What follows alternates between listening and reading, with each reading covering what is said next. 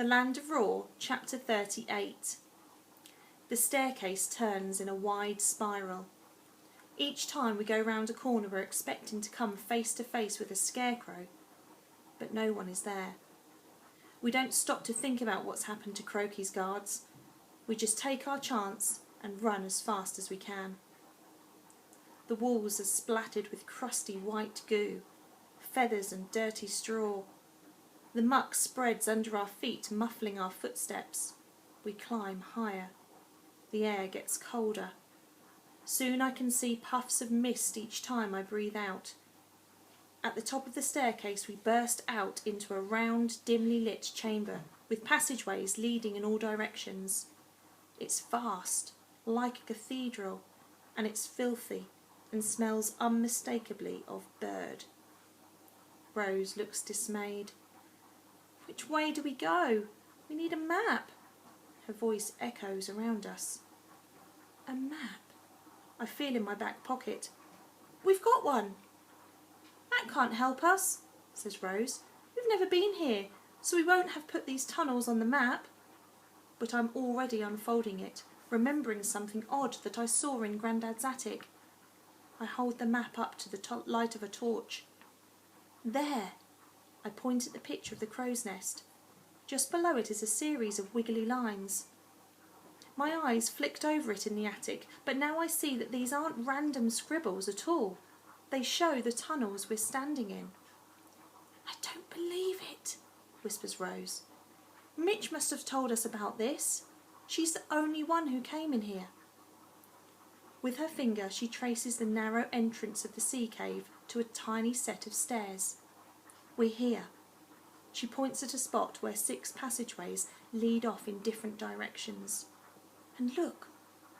I've found a circular chamber with "Dungeon" written above it. I trace backwards from the dungeon to the point on the map where we are standing, like I'm doing a maze in a puzzle book. "It's that one." Rose nods towards the opening directly in front of us. I stuff the map back in my pocket, secretly thanking Mitch, wherever she is, and we run into the wide passageway. Like the stairs, it curves round and seems to rise upwards. The walls are coated in the same feathery muck, and every now and then my feet slip in something, but we keep going until we turn a corner and enormous pale moths with milky eyes flit around our heads. "Seriously creepy," whispers Rose. I nod, batting the moths away. I can't shake the feeling that something about this feels wrong. And it's not just the giant moths. It's too quiet down here.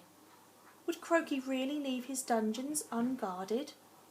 The silence makes me jumpy, and I start to see movements in the shadows and imagine scarecrows creeping up behind us, or worse, Crokey. "Come on," says Rose, pulling me on. The passageway straightens out into a gloomy tunnel with thick wooden doors set into the walls. Each door has a rusting lock and a sliding hatch. They look like cells, and strange sounds drift from behind some of them. Flutters and stamps and scratches. Rose and I look at each other. Grandad could be behind any one of these doors.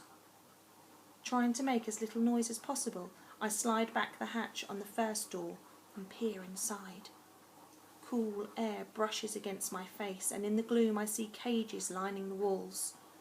At first I think they're empty, but then shapes creep forward and eyes blink back at me. 2 wings emerge from a cage and curl around the bars like fingers. Never seen creatures like this in Raw. They're like crows, but far bigger. "There are cages," I whisper to Rose. "Lots of them, with birds inside.